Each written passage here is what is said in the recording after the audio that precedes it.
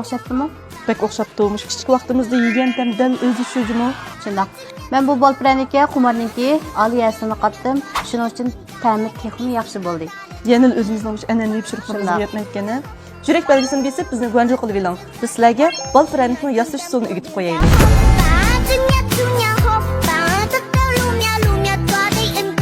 Bol praniki yetarli materiallar: asal 250 gram, shakar 250 gram, süt 250 gram, sumay 250 gram, poda 7 gram, soda 10 gram, un 900 gram atrofida. Birinchi bosqichda sumayni xumar tabiiy asli, süt, shakar, podafin bilan sodafin. Shakar erg'ichilik oraliqda ilishtirib olamiz. Bu shakar yirik bo'lsa, tezroq eriydi. Erib mushadat kelganchada biz uni to'kib xamir yo'g'raymiz.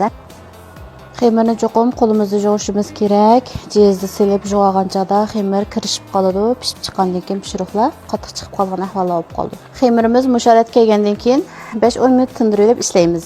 Xamirimizmi tinib tayyor bo'ldi. Biz buning cho'nligini mana shunchalik cho'nlikda tekshi zugul qilib, lisiq tizib ilib olamiz. Tekshi lislag'ini ilib oldik. Endi yuziga mushosh tuxumni seriqib surkab pishirib ilib olamiz.